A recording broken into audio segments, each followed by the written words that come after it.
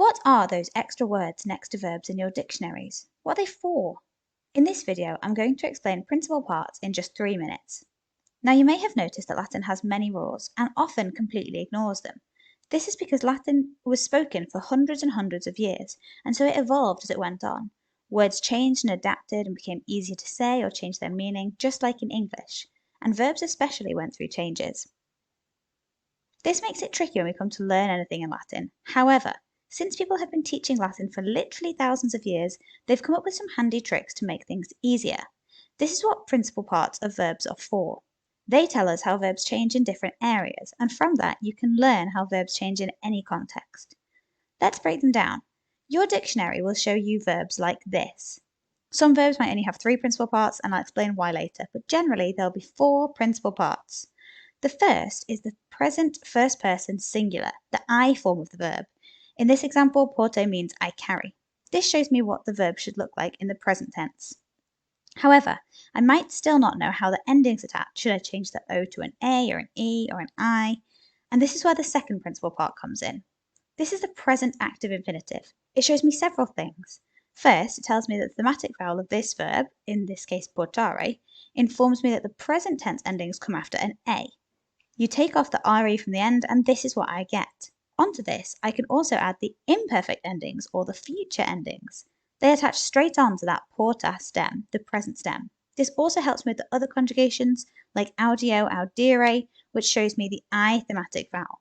The third principal part is the first person singular perfect tense form.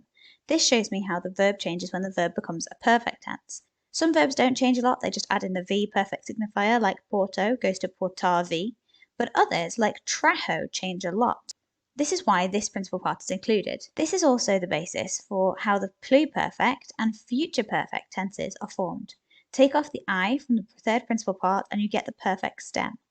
It's essential you learn these when you're learning your vocabulary list so that you can recognize verbs in all tenses.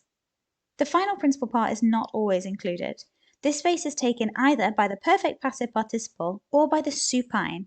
The supine is only found in the accusative or ablative, sometimes in the dative, and it's rarely used except in exclamations like mirabile dictu, which means a remarkable thing to say. If I was going to put the supine in, I would say portatum. Often in modern texts, they use the perfect passive participle. This on its own is used to describe objects, such as like the having been carried chair. But if you add the verb to be in various tenses, it gives the perfect passive portatus, portata, portatum, sum, the pluperfect passive with eram, and the future perfect passive. As a side note, this principal part is not always included for every verb. That's because sometimes it doesn't exist. So for example, for deponent verbs like mirror, or semi-deponent verbs like gaudeo, this is because they don't have a passive form because they're deponent or semi-deponent, so they're already in the passive form. So you translate both of these as active verbs.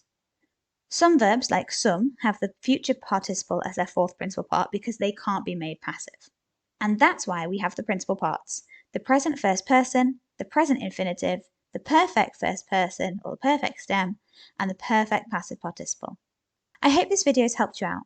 If you need more help with verbs, go and download this free PDF for a complete reference guide to all forms of Latin verbs in every tense, voice, and mood. It will really help you out.